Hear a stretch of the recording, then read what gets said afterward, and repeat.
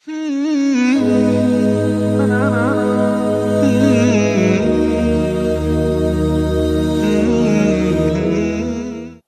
بالله من الشيطان الرجيم بسم الله الرحمن الرحيم وصلى الله على محمد وعلى آله الطيبين الطاهرين الذين أذهب الله عنهم الرجس وطهرهم تطهيرا اللهم صل على محمد وآل محمد ولعنة الدائمة الباقية على أعدائهم ومنكر فضائلهم وغاصب حقوقهم أجمعين من يوم عداوتهم إلى قيام يوم الدين أما بعد يا عباد الله أوصيكم ونفسي بتقوى الله فإن التقوى خير الزاد وبها المعاد وتنفع يوم لا ينفع فيه مال ولا بنون إلا من أطاع الله بقلب سليم وصلى الله على محمد وعلى آله الطيبين الطاهرين اللهم صل على محمد وآل محمد وعجل فرجهم আমার প্রিয় দর্শক ও শ্রোতাবৃন্দ আসসালামু আলাইকুম ওয়া রাহমাতুল্লাহি ওয়া বারাকাতুহু আপনাদের সকলকে আন্তরিক সালাম ও শুভেচ্ছা জানিয়ে আজকের অনুষ্ঠান ইসলাম ইন বাংলায় আপনাদেরকে স্বাগতম জানাই। আশা করি আপনারা যে যেখানে আছেন ভালো আছেন, কুশল ও মঙ্গলে আছেন, সুখে থাকুন, শান্তিতে থাকুন, সমস্ত প্রকারের দুঃখ কষ্ট থেকে মুক্তিতে থাকুন। আল্লাহ রব্বুল আলামিনের কাছে এই কামনা করি। যারা অসুস্থ আল্লাহ তাদেরকে সুস্থতা দান করুন, যারা ঋণে ভুগছে আল্লাহ তাদেরকে ঋণ মুক্তি করুন। ওইরূপ যাদের জীবনে কোনো প্রকারের অভাব বা অশান্তি আছে আল্লাহ রব্বুল আলামিন তাদের সকলের জীবনে সুখ শান্তি দান করুন ও সকলের মনোকামনা আশাকে পূরণ করুন। আমাদের সকলকে সৎ পথে চলার, অসৎ পথ থেকে দূরে থাকার এবং এক অপরকে সৎ উপদেশ দেওয়ার তৌফিক দান করুন। আমরা যেন সত্য বা হক জিনিসকে জেনে শুনে মেনে তার উপরে আমাল করে সেটা অন্যদের সামনে তুলে ধরতে পারি বা সকলের কাছে পৌঁছে দিতে পারি। আল্লাহ রব্বুল আলামিন আমাদেরকে সেই মনোবল ও নেক তৌফিক দান করুন। আমিন ইয়া রাব্বাল আলামিন। এই দোয়ার সঙ্গে আজকের পর্ব শুরু করতে চলেছি। আপনাদের পাঠানো প্রশ্নের উত্তর দেওয়ার আগে দুটি বিষয় আপনাদেরকে স্মরণ করে দিতে চাই, বা বিশেষ করে আজ 20 রজব ইমাম হোসেন আলাইহিস সালামের অতি প্রিয় এবং ছোট কন্যা জনাবে সাকিনা সালামুল্লাহ আলাইহার শুভ জন্মদিবস। সুতরাং আপনাদের সকলকে আন্তরিক অভিনন্দন ও মোবারকবাদ জানাই। জনাবে সাকিনা সালামুল্লাহ আলাইহার আসল নাম হচ্ছে রোকাইয়া বিনতুল হোসেন। মনে রাখবেন, ওনার আসল নাম রোকাইয়া বিনতুল হোসেন। ইমাম হোসেন আলাইহিস সালাম যখন নিজের এই কন্যাকে নিজের বুকের উপরে তুলে নিতেন অতিরিক্ত শান্তি পেতেন। যখনই ইমাম হোসেন আলাইহিস সালাম কোনো দুঃখে দুঃখিত হতেন বা কোনো কষ্ট পেতেন তো নিজের এই কন্যাকে নিজের বুকের ওপরে তুলে নিতেন, জড়িয়ে ধরতেন, আর উনি শান্তি পেতেন। তাই ডাক নাম রেখেছিলেন সাকিনা, অর্থাৎ শান্তিদায়ক, যার মাধ্যমে আল্লাহ শান্তি দান করেছিলেন। তাই ইমাম হোসেন আলাইহিস সালাম সবসময় নিজের এই সুকন্যাকে নিজের বুকের ওপরে শোয়াতেন, অতিরিক্ত ভালোবাসতেন। জনাবে সাকিনার আসল নাম হচ্ছে রোকাইয়া। মনে রাখবেন, রোকাইয়া বিনতুল হোসেন।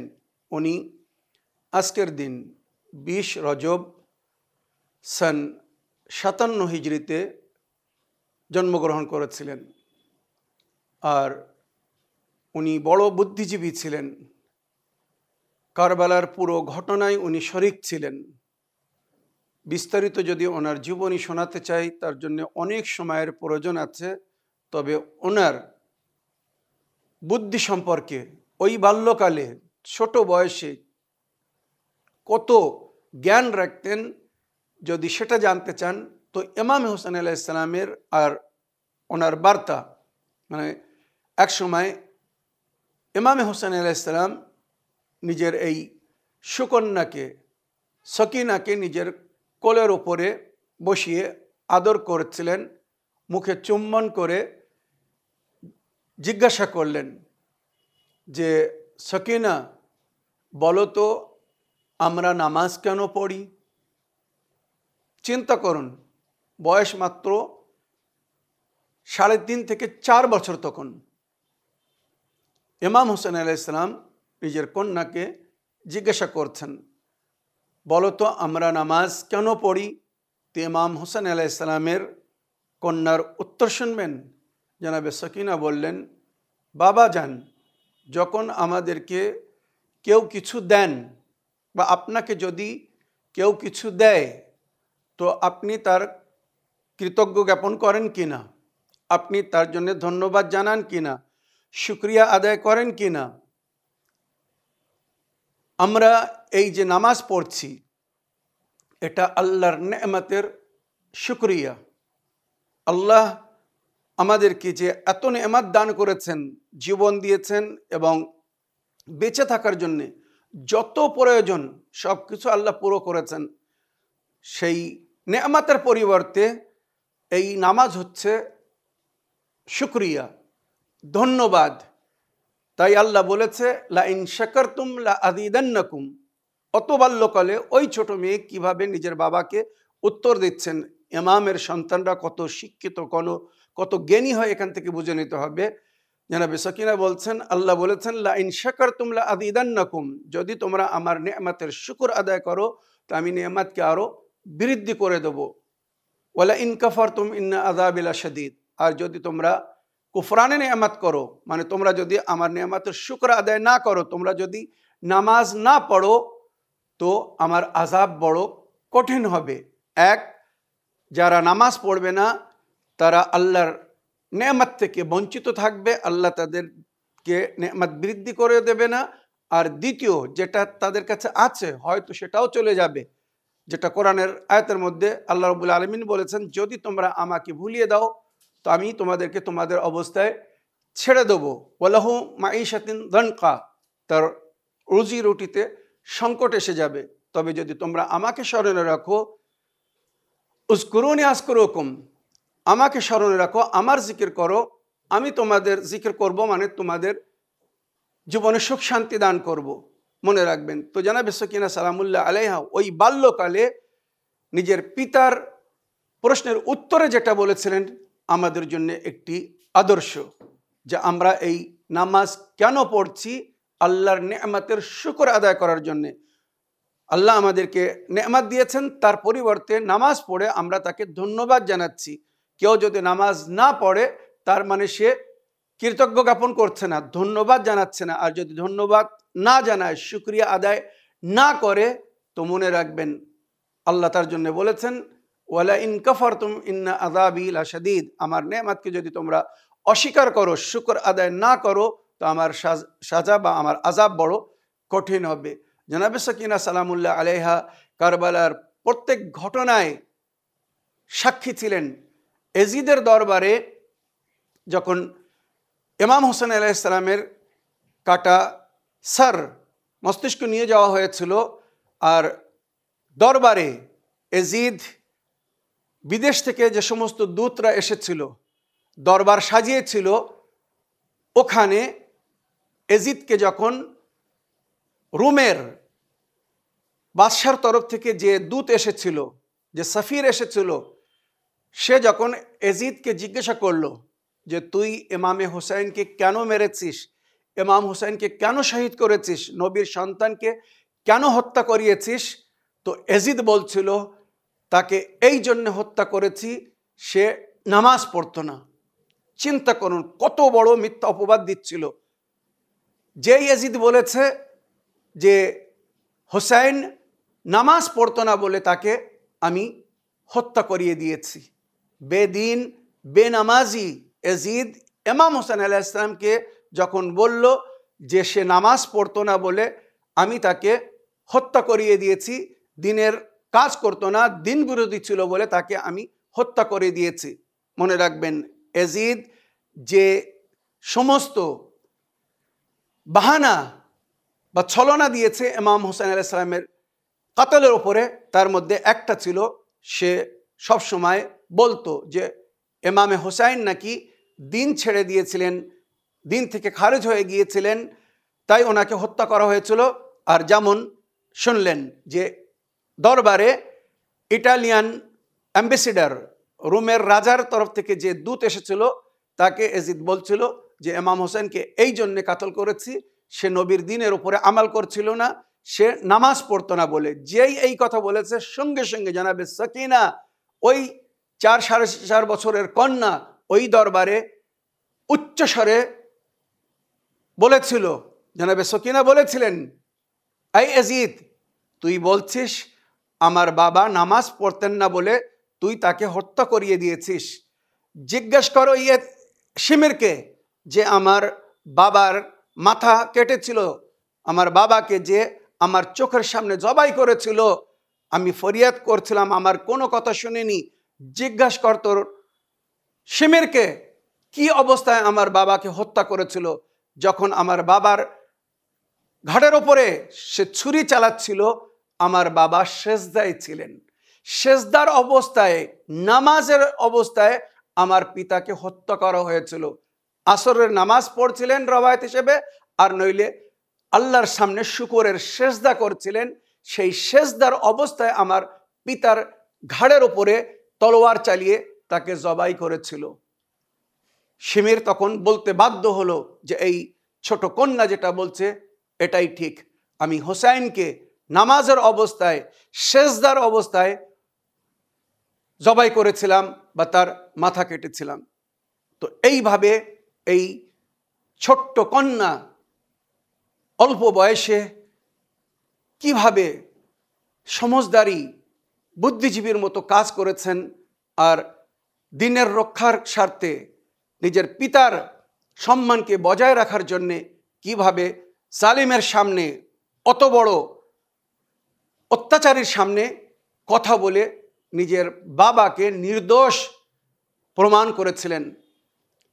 এই কথা শুনে ইটালিয়ান অ্যাম্বাসিডার এজিদের উপরে লানত করেছিল যে লানত হোক তোর ওপরে, যে নবী দিন দিয়েছে তোদেরকে, তার সন্তানকে তোরা বেনামাজি বলে মেরেছিস। এই ছোট কন্যা মিথ্যা কথা বলছে না। তো কারবালার সমস্ত ঘটনা জনাবে সকিনার সামনে ছিল।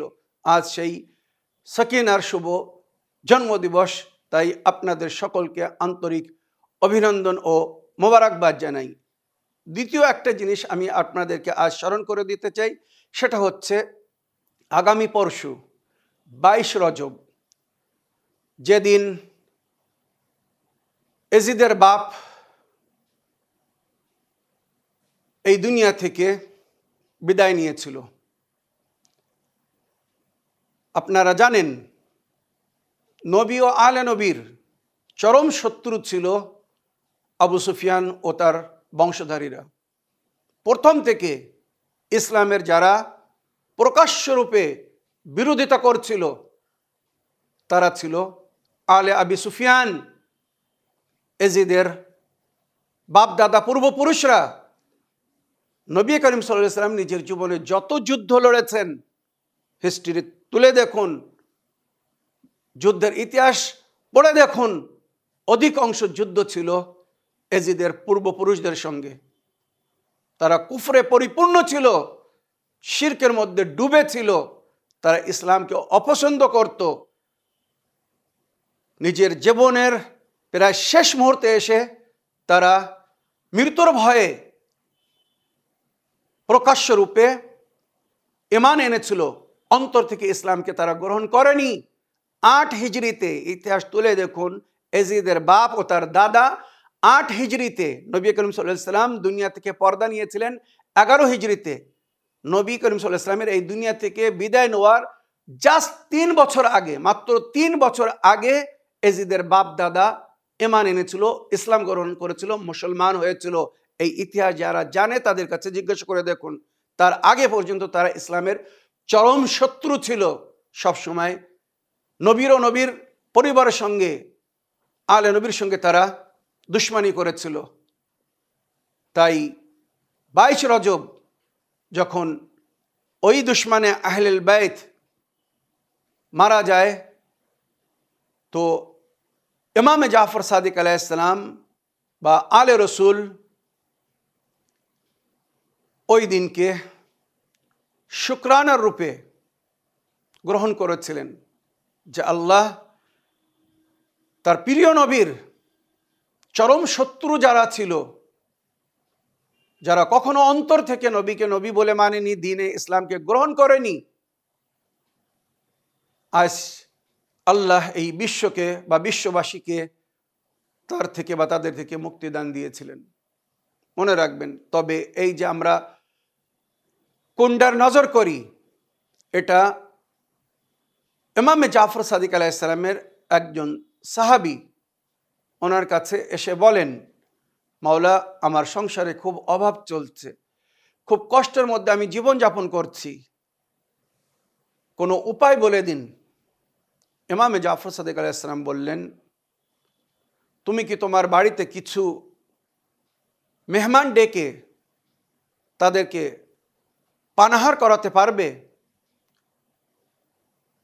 ওই সাহাবী বা ওই ব্যক্তি বলল, মাওলা, আমার কাছে এতটাও পয়সা নেই যে আমি কাউকে বাড়িতে মেহমান করব।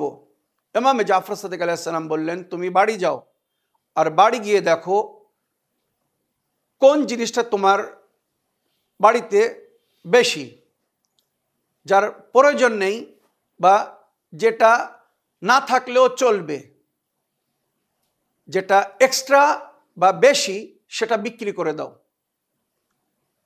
আর বিক্রি করে সেই পয়সায় কিছু মুমিনদেরকে নিমন্ত্রণ করে পানাহার করাও। তারপরে তাদেরকে বলো তোমার জন্য দোয়া করতে।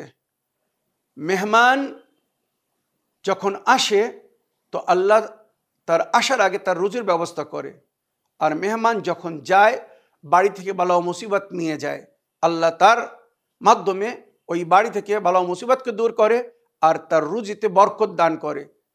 তুমি এটা করে দেখো, তোমার জীবনে সুখ শান্তি ফিরে আসবে, আল্লাহ তোমার রুজিতে বরকত দান করবে। যে কষ্টে বা সংকটের মধ্যে জীবনযাপন করছো এর থেকে তুমি মুক্তি পাবে। ওই সাহাবী, ওই ব্যক্তি বাড়ি ফিরে যাচ্ছে, যেটা ইসলামিক ইতিহাসে লেখা হয়েছে, বাড়ির সমস্ত জিনিসগুলো সে ক্যালকুলেশন করে দেখলো, হিসাব করলো, জুড়ে দেখলো বাড়িতে 4টে বালিশ ছিল, তারা 3 জন লোক ছিল, একটা বালিশ বেশি, স্বামী স্ত্রী এবং একটা ছেলে বা একটা মেয়ে ছিল, সুতরাং একটা বালিশ বেশি ছিল, একটা চাদর হয়তো বেশি ছিল। এইভাবে দেখলো সংসারে কিছু জিনিস আছে যেগুলো তখন ব্যবহার হচ্ছিল না, কোনো মেহমান আসলে তখন ব্যবহার হতো, তাছাড়া ব্যবহার হতো না। তো সেই সমস্ত জিনিসগুলো বিক্রি করে ইমামের আদেশ অনুযায়ী সে জিয়াফতের ব্যবস্থা করলো। ইতিহাস লিখছে, ইমামে জাফর সাদিক আলাইহিস সালাম তাকে বললেন, তুমি মান্নত করো, আল্লাহ এই জিয়াফতের মাধ্যমে যদি তোমার মনোকামনা আশাকে পূরণ করেন, তোমার জীবন থেকে সংকটকে দূর করে দেন, যদি তোমার জীবনে সুখ শান্তি ফিরে আসে, তো তুমি প্রতি বছর এই দিনে এইভাবে নজর নিয়াজ করবে, জিয়াফত করবে, আর মুমিনিনদেরকে নিজের বাড়িতে ডেকে পানাহার করাবে, কিছু খাওয়াবে, মিষ্টিমুখ করবে, আর তাদেরকে বলবে তোমার জন্য দোয়া করতে। এই আল্লাহর রহমতের বর্ষণ তোমার উপরে হতে থাকবে। আমি জাফর সাদিক ওয়াদা করছি, তোমার রুজিতে কখনো সংকট আসবে না, তোমার জীবনে কখনো কষ্ট আসবে না। সেই যে ওয়াদা করেছিলেন, ইতিহাস সাক্ষী, পুরো মদিনাবাসীরা এর ওপরে সাক্ষী ছিল। ওই ব্যক্তি যখন এইভাবে নজর করলো, আল্লাহ তার জীবন থেকে দুঃখ কষ্টকে তুলে নিলেন, দুঃখ কষ্টকে নিবারণ করলেন, সমস্ত সংকট থেকে মুক্তি দান করলেন, আর সে এত সুন্দর শান্তির সঙ্গে জীবনযাপন করছিল, যে তাকে দেখে অন্য মমিনরা, মদিনাবাসীরাও ওইভাবে নজর নিয়াজ শুরু করলো, যার জিকির কোরআনের বিভিন্ন আয়াতের মধ্যে হয়েছে। মনে রাখবেন, সূরায়ে হালাতার মধ্যে হয়েছে, সূরায়ে বাকারার মধ্যে হয়েছে। যারা নজর করে আর নজরকে পুরো করে, আল্লাহ রাব্বুল আলামিন তাদের রুজিতে বৃদ্ধি করে দেন, তাদের সংসারে সুখ শান্তি দান করেন। তাই ইতিহাসে লেখা হয়েছে, ইমামে জাফর সাদিক আলাইহিস সালামের এই নজর যারা করে, তাদের জীবনে আল্লাহ রাব্বুল আলামিন সুখ শান্তি দান করেন, রুজিতে বরকত দান করেন, বাড়ি থেকে বালা ও মুসিবত দূর হয়, এবং আল্লাহ রাব্বুল আলামিনের কৃপার নজর তাদের উপরে হয়। তাই আগামী পরশু বৃহস্পতিবারের দিন 22 রজব, নবী ও নবীর আহলে বায়তের জন্য খুশির দিন, আনন্দের দিন।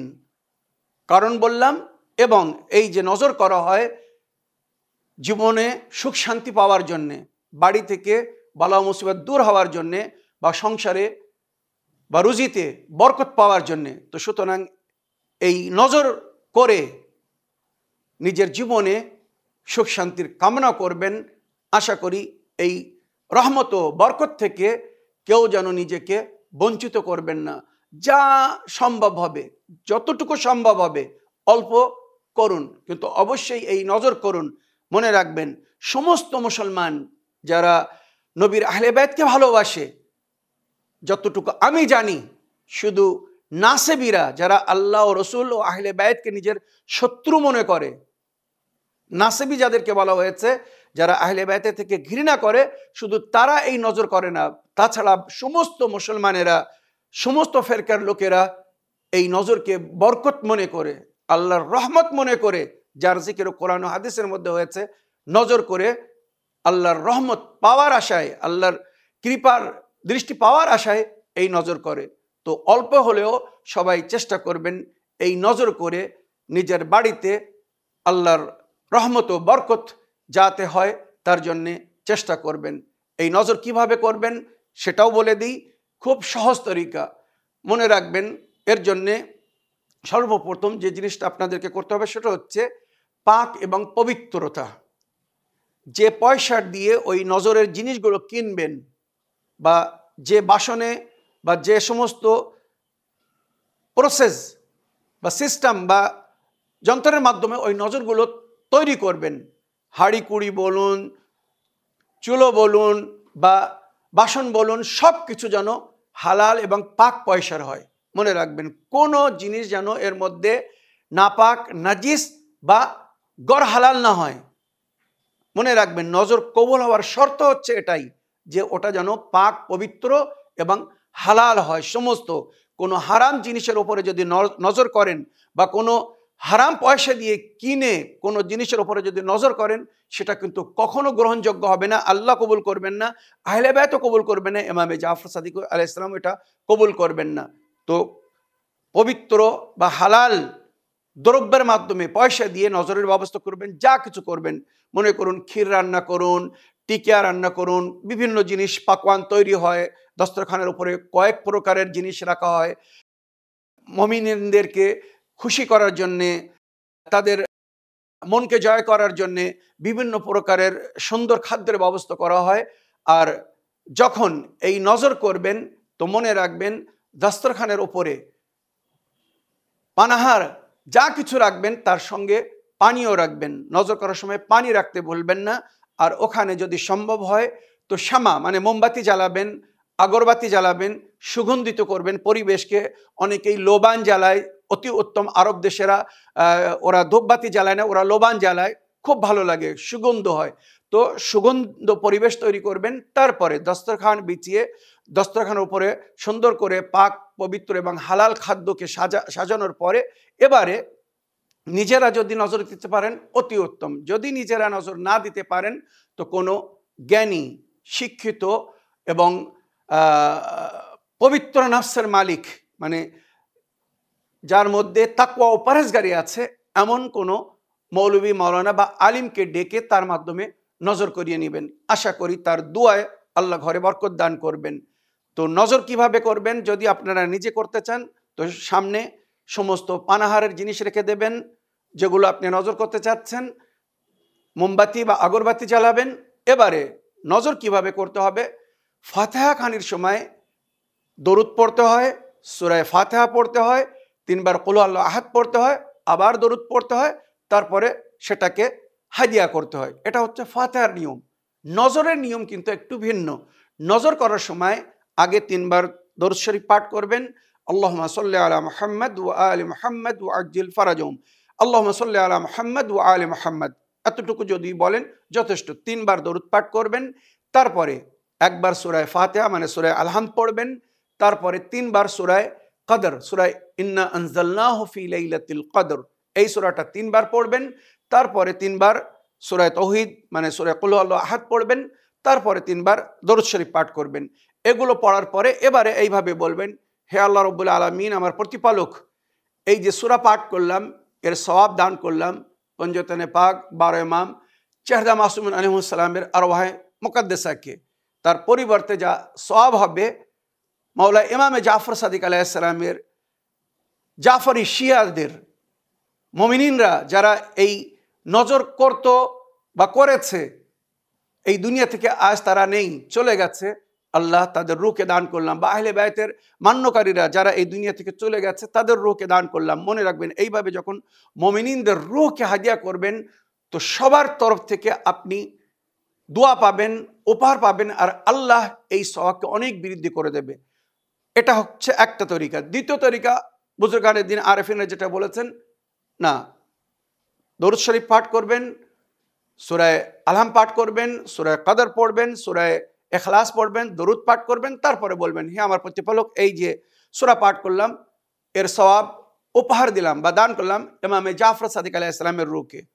মনে রাখবেন, ইমামে জাফর সাদিক আলাইহিস সালামের রূহকে হাদিয়া করবেন, তারপরে এইভাবে বলবেন যে, হে আমার প্রতিপালক আল্লাহ রাব্বুল আলামিন, এই যে দস্তরখান সাজিয়েছি, যা কিছু আমার দ্বারা সম্ভব হয়েছে, এখানে আমি পানাহারের ব্যবস্থা করেছি, এই সমস্ত জিনিস মনে করুন ফল পাকড় যা কিছু আপনারা রেখেছেন, মিষ্টি বা কোনো খাদ্য রেখেছেন, সেই দিকে ইশারা করে বা তার দিকে চেয়ে এইভাবে বলবেন, হে আল্লাহ রাব্বুল আলামিন, ইমামে জাফর সাদিক আলাইহিস সালামের ওসিলায় বা ইমামে জাফর সাদিক আলাইহিস সালাম যেভাবে আদেশ করেছিলেন আমি এটা নজর করলাম।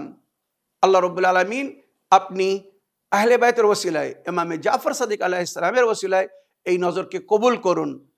ইমামে জাফর সাদিক আলাইহিস সালাম, মাওলা ইমামে জাফর সাদিক আলাইহিস সালাম, আপনি আমার ও আমার পরিবারের তরফ থেকে এই নজরকে গ্রহণ করুন বা এটাকে কবুল করুন। আর আপনি দোয়া দিন, আল্লাহ রাব্বুল আলামিন যেন আমার সংসারে বরকত দান করে, আমার ঘরে বরকত দান করে, আমার পরিবারের ওপরে যেন আল্লাহর কৃপার নজর হয়, বালা মুসিবত যেন আমার ঘর থেকে দূর হয়, আর আমার সংসারে সুখ শান্তি ফিরে আসে। এইভাবে যত দোয়া করতে পারবেন ওই সময় মনে মনে অন্তর থেকে ইমামে জাফর সাদিক আলাইহিস সালামকে ওসিলা করে বা আহলে বাইতকে ওসিলা করে দোয়া করবেন। তারপরে ওই নজরের আসার দেখবেন যে আল্লাহ ঘরে কত বরকত দান করবেন। যারা এই নজর করে তাদের কাছে জিজ্ঞাসা করুন প্রতি বছর তাদের জীবনে কত উন্নতি হয় বা তারা আল্লাহর কৃপার দৃষ্টিতে থাকে। তো এইভাবে ইমামে জাফর সাদিক আলাইহিস সালামের নজর করতে বলা হয়েছে। আহলে বাইতকে ওসিলা করে বা ইমামে জাফর সাদিক আলাইহিস সালামকে ওসিলা করে নজর করবেন, আল্লাহর দরবারে পেশ করবেন, আর ইমামে জাফর সাদিক বা আহলে বাইতকে এই নজর কবুল করার জন্যে আবেদন করবেন। ওনারা যদি একবার আলেমে আরওয়াহ থেকে এই নজরকে কবুল করে নেন, যেটা আপনি অতি পরিশ্রম করে মেহনত করে তৈরি করেছেন, আপনার বউ বাচ্চারা সবাই রাত জেগে পরিশ্রম করে এই নজর নিয়াজের ব্যবস্থা করে, আপনারা জানেন সকালে সকালে ভোরের সময় এই নজর অধিকাংশ দেওয়া হয়। তো এই পরিশ্রম, এই মেহনত বিফল যাবে না, এর সুফল আপনাদের জীবনে আপনারা দেখবেন ইহকাল এবং পরকালে। ইমামে জাফর সাদিক আলাইহিস সালাম যদি এই নজরকে গ্রহণ করে নেন, কবুল করে নেন আর আল্লাহর কাছে সুপারিশ করে দেন, তো এই দুনিয়ায় সুখ শান্তি পাবেন, রুজিতে বরকত পাবেন এবং পরকালে ওর জন্য অনেক আজর ও সওয়াব পাবেন। তো আশা করি 22 রজব কোনটার নজর করতে ভুলবেন না, যার দ্বারা যতটুকু সম্ভব ততটুকু করার চেষ্টা করবেন। আসুন এবারে আমি আপনাদের পাঠানো পেন্ডিং প্রশ্নের উত্তর দিতে চাই। দেখি কোথা থেকে কে কি জানতে চাচ্ছেন বা কে কি প্রশ্ন করছেন। আগে একটি বা দুটি লিখিত চিঠি পড়ব, তারপরে ইনশাআল্লাহ যদি সময় থাকে তো আপনাদের পাঠানো ভয়েসমেল বা অডিও রেকর্ডিং প্লে করব। আসসালামু আলাইকুম, শেখ সাবির রেজা ভাইজান, আমি বীরভূম থেকে আঞ্জু বিবি বলছি। সূরা ফজরের আয়াত নম্বর 19 থেকে শেষ অবধি ব্যাখ্যা করবেন। এর মধ্যে জান্নাত ও জাহান্নামের জিকির হয়েছে এবং ডান দিক ও বাম দিকের উপকর্ম ও অপকর্মের কথা বলা হয়েছে। এটা ঠিক না ভুল, আমি আপনার কাছে জানতে চাই বা শুনতে চাই। প্লিজ ভাইজান একটু বলবেন। আল্লাহ রসুলের কাছে দোয়া করি আপনিও আপনারা সবাই ভালো থাকুন, সুস্থ থাকুন। এই চিঠিটা আমি প্রথমবার লিখলাম। খোদা হাফিজ ভাইজান, লেখা ভুল হলে ক্ষমা করবেন ভাইজান। আঞ্জু বিবি বলছি। ওয়ালাইকুম আসসালাম রহমতুল্লাহি ওয়াবারাকাত। আমার প্রিয় বোন, আপনার চিঠি লেখার জন্য আপনাকে অসংখ্য ধন্যবাদ জানাই। এই চিঠিটি আপনি লিখেছিলেন মাসায়েলে জিন্দেগি বাংলার জন্যে, কিন্তু দুঃখের বিষয় সময়ের অভাবে, সময় না থাকার কারণে অনেক প্রশ্নের উত্তর আমরা মাসায়েলে জিন্দেগিতে দিতে পারিনি বা প্রশ্ন নিতে পারিনি। অনেক দিন আগে আপনি এই চিঠিটি লিখেছিলেন, প্রায় 2 সপ্তাহ হয়ে গেছে। তাই আমি ভাবলাম যে কমসে কম ইসলামিন বাংলা অনুষ্ঠানের মাধ্যমে আপনার প্রশ্নের উত্তর দিয়ে দিই, যাতে আপনাকে আরও অপেক্ষা না করতে হয়। তো আমার প্রিয় বোন, আপনি সূরা ফজরের আয়াত নম্বর 19 থেকে শেষ পর্যন্তর ব্যাখ্যা জানতে চেয়েছেন, তো আমি আয়াত পড়ে তার ব্যাখ্যা করছি। বিসমিল্লাহির রহমানির রহিম। ওয়া তাকুলুনাত তুরাসা আকলাল লাম্মা। সূরা ফজরের মধ্যে অনেক কিছু উল্লেখ হয়েছে। আল্লাহর বান্দাদের সুকর্ম ও কুকর্মের জিকির হয়েছে। নেকি করলে তার কি ফল হবে, বদি করলে তার কি ফল হবে। আল্লাহ রাব্বুল আলামিন তার বান্দাদেরকে যে নেয়ামত দিয়েছেন তার জিকির হয়েছে। আর এতিমের মাল খেতে মানা করা হয়েছে। আর মিসকিনদের হক তাদেরকে দিতে বলা হয়েছে। যদি কেউ মিসকিনের হক, গরিবদের হক তাকে না দেয় বা তাদেরকে না দেয়, তো তার কি পরিণাম হবে সে বিষয়ে জিকির হয়েছে। 19 নম্বর আয়াতে যেটা আমার বোন জানতে চেয়েছেন, ওয়া তাকুলুনাত তুরাসা আকলাল লাম্মা। কিছু লোকেরা আছে তারা মিরাস মানে ফারাজ, অন্যের হক, ভাই বোনদের হক, আত্মীয় স্বজনদের হক খেয়ে ফেলে। হালাল হারাম এক করে তারা সব অপহরণ করে ফেলে, খেয়ে ফেলে। তাই তাদের নিন্দায় এইগুলো বলা হচ্ছে। ও তুহিব্বুনাল মালা হুব্বান জাম্মা। আর তারা অর্থকে, দুনিয়ার ধন দৌলতকে অতিরিক্ত ভালোবাসে, এত ভালোবাসে যে প্রাপ্য ব্যক্তিদেরকে তাদের হক দিতে চায় না। সে মালগুলো জমা করার চেষ্টা করছে বা জমা করে। এদের জন্য আল্লাহ রাব্বুল আলামিন বলছেন, কাল্লা ইযা দুক্কাতিল আরদু দাক্কান দাক্কা। মনে রাখো, এক সময় আসবে এই জমিনকে আল্লাহ টুকরো টুকরো করে দেবে। দুটো পাথর বা দুটো কাচের গ্লাস যদি এক অপরের সঙ্গে টকরানো হয় তো যেমন চুরচুর হয়ে যাবে, ওইরূপ এই দুনিয়াকে, এই বিশ্বকে আল্লাহ একদিন চুরচুর করে দেবে। কিয়ামতের নিশানিতে লেখা হয়েছে, আল্লাহর যখন আদেশ হবে, হুকুম হবে, তো এই পুরো বিশ্ব ডাস্ট হয়ে উড়ে যাবে। শুধুমাত্র দুটো জমিন এখান থেকে জান্নাতে শিফট হবে। এক পবিত্র কাবা ঘরের নিচের জমি, যেটাকে আল্লাহ সর্বপ্রথম সৃষ্টি করেছেন ইয়াউমা দাহুল আরদে 25 জিকাদা। আর দ্বিতীয় জমিন কারবালার জমিনকে বলা হয়েছে জান্নাতের একটি টুকরা। ইন্না আরদা কারবালা বুকআতুম মিনাল জান্নাহ। কারবালার জমিন জান্নাতের একটি অংশ, একটি টুকরো। সুতরাং ওটা পুনরায় জান্নাতে শিফট করে দেওয়া হবে। মনে রাখবেন, বাকি পুরো দুনিয়া ডাস্ট হয়ে যাবে, ধুলো হয়ে যাবে, টুকরো টুকরো করে আল্লাহ উড়িয়ে দেবে। তো এগুলো কেন বলা হচ্ছে? যারা এই দুনিয়ার লোভে, এই দুনিয়ায় চিরস্থায়ী মনে করে মাল জমা করছে, তাদেরকে সতর্ক করার জন্য আল্লাহ বলছে, যে কোনো সময় হয়তো তোমাদের জীবনে সেই মুহূর্ত এসে যাবে বা আসতে পারে যেখানে সব কিছু মাটির সঙ্গে মিশে যাবে, ধুলোস্যার হয়ে যাবে। এই যা কিছু জমা করছো কোনো কাজে আসবে না, এর থেকে লাভবান হতে পারবে না।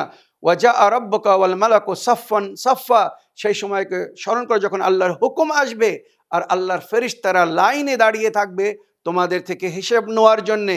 ওয়াজিয়া ইয়াউমাইদিন বিজাহান্নামা ইয়াউমাইদিন ইয়াতাযাক্কারুল ইনসানু আন্না লাহু যিকরা, আর সেই দিনকে স্মরণ করো যেদিন জাহান্নামকে তাদের সামনে নিয়ে আসা হবে, জাহান্নামকে দেখিয়ে তাদেরকে স্মরণ করানো হবে, কিন্তু সেই দিন আর স্মরণ করেও কোনো লাভ হবে না, কেননা সময় থাকতে যদি উপায় না করা হয় জাহান্নাম দেখার পরে তখন তওবা কবুল হবে না। তওবা কবুল করতে হবে মরার আগে, মরার পরে কিন্তু কারোর তওবা কবুল হবে না বা কেউ তওবা করার সুযোগ পাবে না। ইয়াকুলু ইয়া লাইতানি কদ্দামতু লিহায়াতি, ওই জাহান্নামকে দেখে তখন ওই সমস্ত কৃপণরা বা যারা লালসী, লোভী, লালচি, দুনিয়ার মাল জমা করেছিল তারা কি বলবে? ইয়াকুলু ইয়া লাইতানি কদ্দামতু লিহায়াতি, কাশ যদি আমরা দুনিয়ায় জমা না করে কিছু নিজের পরকালের জন্য পাঠিয়ে দিতাম। ওমা তুকদ্দিমু লিআনফুসিকুম মিন খাইরিন তাজিদুহু ইনদাল্লাহ, আল্লাহ রাব্বুল আলামিন বলছেন তোমরা আগে থেকে নিজের নফসের জন্য, নিজের জন্য যা কিছু পাঠিয়ে রাখবে সেটাই উপস্থিত পাবে। যেমন সেখানে জমা করবে তেমন সেখান থেকে পাবে। নেকি জমা করলে নেকি পাবে, বদি জমা করলে বদি পাবে। যদি কিছু জমা না করো তো কিছুই পাবে না। মনে রাখবেন, ইয়াকুলু ইয়া লাইতানি কদ্দামতু লিহায়াতি ফায়াউমাইদিন লা ইউআযযিবু ফায়াউমাইদিন লা ইউআযযিবু আযাবুহু আহাদান, সেই দিন আল্লাহ এমন আযাব করবে যা এর আগে কারোর ওপরে করেনি। সেই ভয়ঙ্কর দিনকে আমাদেরকে স্মরণে রাখতে বলা হয়েছে। ওয়ালা ইয়াসুকু ওয়াসাকাহু আহাদা, আর এমনভাবে আল্লাহ পাকড়াও করবে যে পাকড়াও এর আগে কখনো হয়নি। মানে রেহাইয়ের কোনো পথ থাকবে না, বাঁচার কোনো পথ থাকবে না, পালানোর কোনো জায়গা থাকবে না, সুযোগ থাকবে না। আমরা একটা জিনিস এই করোনার সময় দেখেছি, যখন পুরো বিশ্ব জুড়ে একসঙ্গে করোনায় ভুক্ত হয়েছে, পালানোর কোনো রাস্তা ছিল না। মহামারী এর আগেও এসেছে, এক রাজ্যে কি এক দেশে মহামারী আসে, মানুষ পালিয়ে অন্য রাজ্যে বা অন্য দেশে চলে যেত নিরাপত্তা বা আশ্রয় নেওয়ার জন্যে। কিন্তু যখন করোনা এসেছে তো আমরা দেখেছি পালানোর কোনো রাস্তা ছিল না, যে দেশে যাবে সেই দেশেই করোনা। সুতরাং এই দৃশ্যকে স্মরণ করিয়ে দিচ্ছে আল্লাহ কোরআনের এই আয়াতের মাধ্যমে যে তোমরা পালানোর কিন্তু কোনো রাস্তা পাবে না, জাহান্নামের আগুন তোমাদের সামনে থাকবে, আর সেখান থেকে যদি তোমরা পালানোর চেষ্টা করো কোনো পথ পাবে না। তাই এখন থেকে তার জন্যে সতর্ক হও, এমন কাজ করো না যে কাজ, যে কর্ম তোমাদেরকে জাহান্নামে নিক্ষেপ করবে। জাহান্নামের আগুন থেকে যদি বাঁচতে চাও তো আল্লাহর মর্জির ওপরে নির্ভর করে জীবনযাপন করো, আল্লাহর খুশির জন্য জীবনযাপন করো, যেটা এই আয়াতের শেষে আল্লাহ রাব্বুল আলামিন বলছেন, ইয়া আইয়াতুহান নাফসুল মুতমাইন্না ইরজি ইলা রাব্বিকা রাদিয়াতাম মারদিয়া। এটা কারা হবে? যাদের নফস মুতমাইন হবে, পাক হবে, পবিত্র হবে, যারা সবসময় আল্লাহকে স্মরণে রেখে তাকওয়া অবলম্বন করে জীবনযাপন করেছে, আল্লাহর মর্জির বিরুদ্ধে কোনো কাজ করেনি, আল্লাহর রাজি খুশিকে নজরে রেখে যারা কাজ করেছে তাদেরকে আল্লাহ সেই দিন বলবে, হাসরের দিন, কিয়ামতের দিন, ইয়া আইয়াতুহান নাফসুল মুতমাইন্না, আই নাফসে মুতমাইন্না ইরজি ইলা রাব্বিকা রাদিয়াতাম মারদিয়া, নিজের প্রতিপালকের দিকে ফিরে এসো। সেই অবস্থায় বা এই অবস্থায় যে তুমি তোমার প্রতিপালক থেকে রাজি, তোমার প্রতিপালক তোমার থেকে রাজি। যারা আল্লাহর সিদ্ধান্তের ওপরে, আল্লাহর বিচারের ওপরে সন্তুষ্ট, এরাই হবে নফসে মুতমাইন্নার মালিক। সুতরাং কিয়ামতের দিনে এইভাবে তাদেরকে ডাকা হবে, ইয়া আইয়াতুহান নাফসুল মুতমাইন্না ইরজি ইলা রাব্বিকা রাদিয়াতাম মারদিয়া। এমন অবস্থায় নিজের প্রতিপালকের দিকে ফিরে এসো যে তুমি তোমার প্রতিপালকের থেকে রাজি বা তোমার প্রতিপালক তোমার থেকে রাজি। ফাদখুলি ফি ইবাদি, আমার অতি ঘনিষ্ঠ আপন বান্দাদের অন্তর্ভুক্ত হও। ওয়াদখুলি জান্নাতি, আর আমার জান্নাতে প্রবেশ করো। এই আয়াতটি বিশেষ করে ইমামে হুসাইনের জন্য বলা হয়েছে। তাফসিরের মধ্যে যেটা উল্লেখ হয়েছে, এই পুরো সূরা, সূরা ফজর, এই সূরার নামও কিন্তু সূরা ইমাম হুসাইন আলাইহিস সালাম বলা হয় এই আয়াতের জন্য। কেননা কারবালার যুদ্ধের সময়, শেষ সময় জিবরাইল আমিন এই আয়াত পড়ে ইমামে হুসাইন আলাইহিস সালামকে জান্নাতের দিকে আমন্ত্রণ জানিয়েছিলেন আল্লাহর আদেশে, যেটা তাফসিরের মধ্যে লেখা হয়েছে। চারিদিক থেকে যখন তীর, তলোয়ার, পাথর দিয়ে ইমাম হুসাইন আলাইহিস সালামকে জখমি করা হয়েছিল, আহত করা হয়েছিল, ইমামে হুসাইন আলাইহিস সালাম তখন আল্লাহর পথে দ্বীনের রক্ষার জন্য যুদ্ধ করছিলেন। শেষে আওয়াজ আসলো, আয় আমার প্রিয় বান্দা, আয় নাফস মুতমাইন্না, তুমি তোমার ক্ষমতা অনুযায়ী, তুমি তোমার সাধ্য অনুযায়ী আমার দিনের রক্ষা করেছো, সব কিছু আমার জন্য কুরবান করে দিয়েছো, আমি তোমার থেকে রাজি হয়েছি, তুমিও আমার থেকে রাজি হয়ে আমার কাছে ফিরে এসো। ইরজি ইলা রাব্বিকা রাদিয়াতাম মারদিয়া ফাদখুলি ফি ইবাদি ওয়াদখুলি জান্নাতি। তারপরে ইমামে হুসাইন আলাইহিস সালাম তলোয়ারকে খাপে রেখে দিয়েছিলেন, আর এবারে জালিমরা চারিদিক থেকে ঘিরে ধরে ইমামকে তীর তলোয়ার মেরে, নেজা মেরে, বল্লভ মেরে, যার কাছে যা ছিল মেরে, যার কাছে কিছু ছিল না কারবালার মরুভূমির পাথর বালি তুলে ইমামের দিকে মারছিল, ফেলছিল, গরম বালি ফেলছিল। এত নির্যাতনা বা কষ্টের সঙ্গে তারা ইমাম হুসাইন আলাইহিস সালামকে শহীদ করে দিয়েছিল, যার নাফসকে আল্লাহ নাফসে মুতমাইন্না বলে ঘোষণা করেছিলেন, মনে রাখবেন। তো ওই জন্য এই সূরাকে সূরায়ে ইমামে হুসাইন বলা হয়। আর এই শেষ আয়াত সকলের জন্য বা তাদের জন্যে যারা আল্লাহর মর্জির ওপরে নির্ভর করে জীবনযাপন করে, আল্লাহর খুশির জন্য জীবনযাপন করে, যারা সবসময় আল্লাহর খুশিকে নজরে রেখে জীবনযাপন করে। আমার প্রিয় বোন, আশা করি আপনার প্রশ্নের আপনি উত্তর পেয়েছেন। এবারে আজকের এপিসোডের শেষ প্রশ্ন পড়ি, দেখি কোথা থেকে কে কি বলতে চাচ্ছেন বা কে কি জানতে চাচ্ছেন। আসসালামু আলাইকুম ওয়া রাহমাতুল্লাহি ওয়া বারাকাতুহু। মাওলানা সাহেব, আমি আসাম নাগাঁও থেকে জাসমিন সুলতানা বলছি। মাওলানা সাহেব, আপনি ভালো থাকুন, সুস্থ থাকুন, আল্লাহর কাছে দোয়া করি। আপনার এপিসোড দেখে আপনি যা বলেন তা শুনে মেনে চলার চেষ্টা করি, তার উপরে আমল করার চেষ্টা করছি। আপনি দোয়া করবেন আমাদের জন্যে। আমার প্রশ্ন হলো, আমার ছেলের নাম জিহান হালদার রেখেছি। জিহান নামটার অর্থটা বলবেন, আর নামটা কি রাখা ঠিক হয়েছে? আমার ছেলের বয়স 3 বছর হয়েছে। ও শুধু বড় সবাইকে মারে, তার জন্যে কিছু উপায় বলবেন। ওয়ালাইকুম আসসালাম ওয়া রাহমাতুল্লাহি ওয়া বারাকাতুহু। আমার প্রিয় বোন, আপনার চিঠি লেখার জন্য আপনাকে অসংখ্য ধন্যবাদ জানাই। আমার প্রিয় বোন, আমাদের অনুষ্ঠানকে আপনি ফলো করছেন, দেখছেন, শিখছেন, অনুষ্ঠান থেকে লাভবান হয়ে আবার সেটা অন্যদেরকেও হয়তো বলছেন বা তার উপরে আমল করার চেষ্টা করছেন। আল্লাহ রাব্বুল আলামিন আপনাকে নেক হায়াত ও হেদায়েত দান করুন এবং পরিপূর্ণরূপে সঠিক অথেন্টিক সূত্রের মাধ্যমে, রওয়ায়েত বা কোরআন ও হাদিসের মাধ্যমে আমি যে নবীর দিন, নবীর শরিয়ত বা আহলে বায়তের তরিকাত আপনাদের সামনে তুলে ধরছি, আশা করি যদি কেউ এর উপরে আমল করে তার ইহকাল পরকাল উজ্জ্বল হবে এবং সে নেজাত পাবে। আমার প্রিয় বোন, আপনি শেষে আপনার ছেলের নামের সম্পর্কে জিজ্ঞাসা করেছেন। জিহান নাম রেখেছেন, এই নামটার অর্থ কি আর এই নাম রাখা ঠিক হয়েছে কিনা? জিহান মানে বিশ্ব, জগৎ, দুনিয়া, সারে জাহান যেটাকে বলা হয়। তো জিহান নাম রাখতে কোনো অসুবিধে নেই, এর নামের অর্থ হচ্ছে দুনিয়া।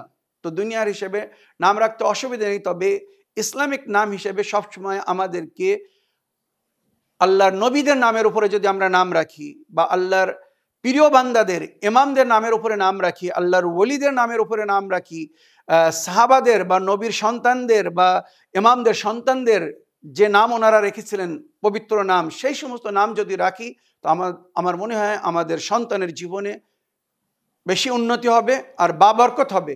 আমরা অনেক সময় এমন এমন নাম রাখি যার কোনো অর্থ হয় না, অর্থহীন নাম, বা যার কোনো বিশেষ মতলব হয় না। পরকালে যদি ওই নামে হাসরের দিনে তাকে ডাকা হয় বা ডাকা যখন হবে, মানুষ অবাক হবে, একই নাম রেখেছে যার কোনো অর্থ নেই। তাই সব সময় প্রিয় নবীর নামে বা নবীর আহলে বায়তের নামে নাম রাখার চেষ্টা করুন, ছেলে হোক আর মেয়ে হোক। তবে ছেলে যে দুষ্টমি করছে, বদমাইশি করছে, সেটাকে নিয়ন্ত্রণ করার জন্যে সূরা আহকাফ আয়াত নম্বর 15, সূরা আহকাফের আয়াত নম্বর 15 পড়ে পানাহারের ওপরে ফু দিয়ে ওটাকে খেতে বা পান করতে দিন, বা নামাজের পরে ওই আয়াতটি পড়ে আল্লাহর কাছে ওর জন্যে দোয়া করুন।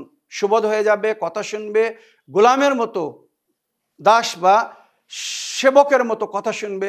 আর আশা করি বদমাইশি করবে না, জিদ করবে না, বা যে দুষ্টুমি করছে, বড়দেরকে মারছে, আশা করি এই সমস্ত বদ অভ্যাস চলে যাবে। আল্লাহ রাব্বুল আলামিন আপনার সন্তানকে নেক এবং সুসন্তান করুন এবং দীর্ঘজীবী করুন। সে যেন সুশিক্ষায় শিক্ষিত হয়ে, বড় হয়ে, শিক্ষা লাভ করে সুশিক্ষায় শিক্ষিত হয়ে নিজের ও নিজের পরিবারের নামকে উজ্জ্বল করতে পারে।